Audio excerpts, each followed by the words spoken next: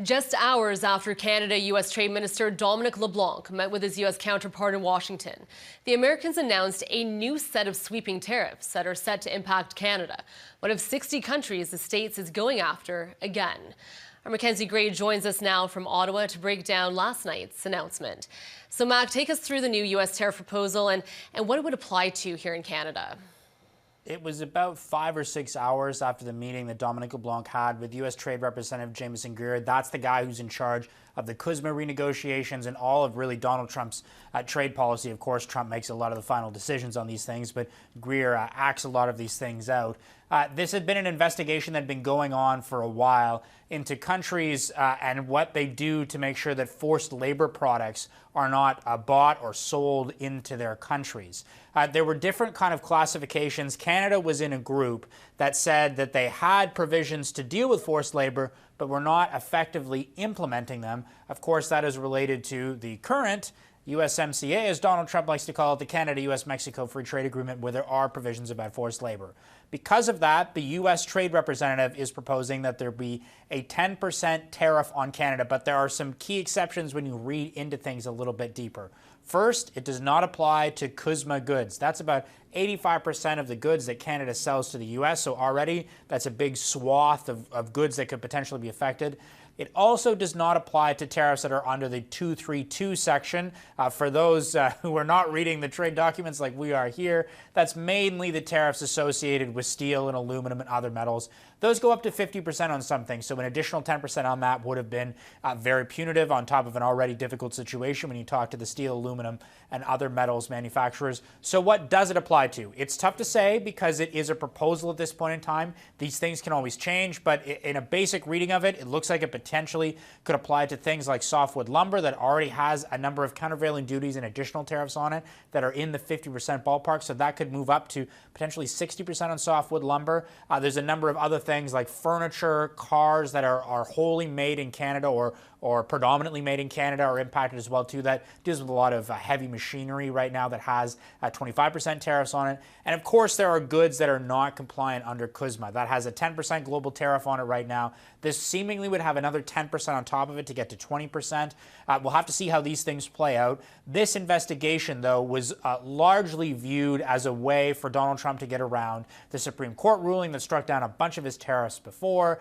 There are different sections in the U.S. laws that allow different kinds of investigations to be done. There are other investigations going forward, so we'll have to see if those impact Canada and if these tariffs actually come into place. You know, you go back to the wintertime when that Doug Ford Ontario ad was playing during the World Series. Donald Trump at that time threatened an additional 10% tariff on Canada that never actually came to fruition. So this is just a proposal at this point in time. We won't know until kind of mid-July whether or not the Americans actually do go forward and implement it. All right, now, Mac, the trade talks between LeBlanc and his U.S. counterpart went on for about 2 hours yesterday. What was the mood after those talks finished? Dominic LeBlanc talked about how he was eternally optimistic. I think that would be a bit of spin from the Canada-U.S. trade minister.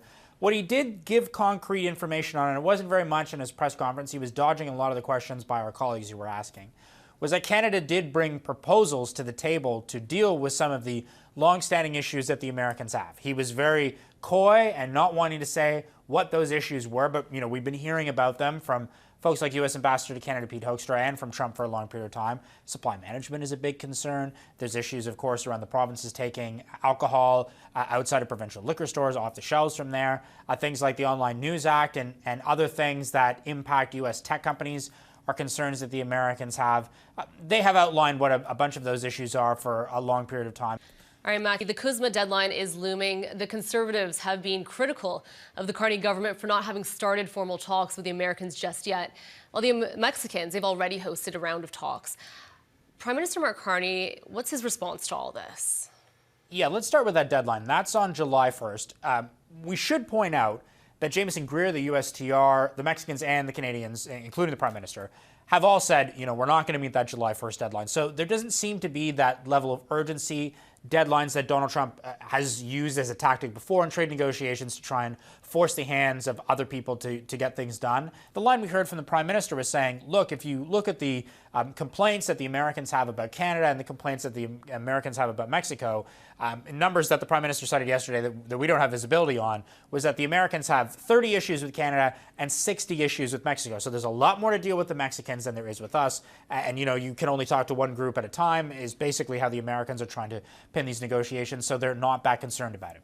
We should say that Jamieson Greer has said before that, look, we do have more issues with the Mexicans than we do with the Canadians. Labor standards are pretty similar between the U.S. and Canada. The rule of law is pretty similar between Canada and the U.S. And, generally the economies are much more similar relative to the Mexican economy.